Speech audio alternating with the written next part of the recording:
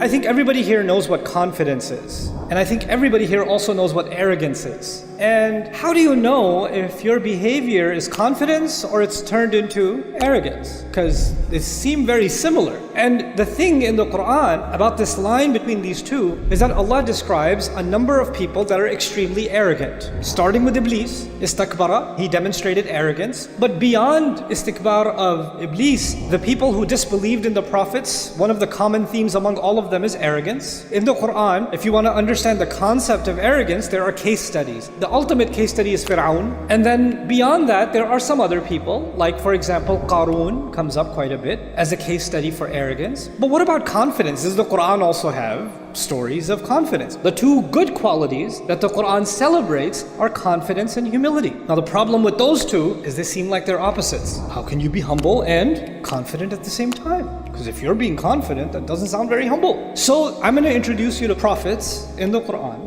that are the example of confidence in the Quran. The top example is going to be Sulaiman alayhi salam. And then you could also add Yusuf alayhi salam. Let's begin with Yusuf alayhi salam. When he came out of prison, he was being called to the king's court. أستخلصه لنفسي. I want to put him exclusively under my service. The king was so impressed with this man for interpreting the dreams that he said, I want him to be my exclusive advisor, my personal advisor. When the king says, I'm going to put him exclusively in contact with me, he doesn't say, call him and get my secretary to take his email address down so I can stay in touch. No. He's got direct access. This is pretty powerful. And Yusuf alayhi salam very confidently says, no, I ain't coming. What happened with those ladies 20 years ago, 25 years ago? I don't know how many years ago. I want that case to be reopened before I take this job. He's sitting in prison. Somebody sitting in prison is not in a position to negotiate. Even getting out of prison would be amazing. He's not just getting out of prison. He's getting a cabinet position next to the king of Egypt. And he's like, no, I want to clear my name first. Call those ladies. I'm not interested in this job. What kind of confidence is this? Where did that confidence come from? He knows that his knowledge is authoritative. He knows what he's talking about. That's his power. And that power gave him what?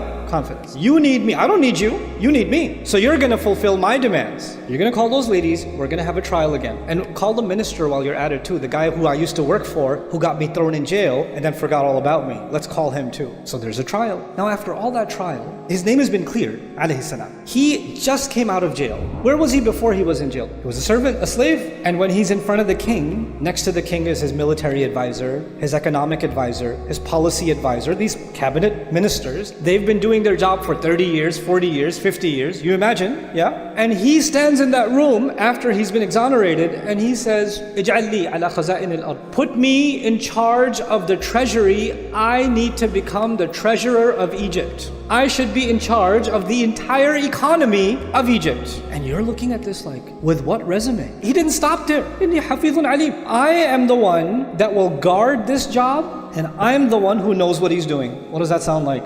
That's confidence. Not only is it confidence, there are people with decades of experience, and in their presence he's saying, I'm the one who will take care of this job, and I'm the one who knows, as if to say, all of these fools don't know what they're doing. If you need to save lives in this country, because people are going to die if I don't take over the economy right now.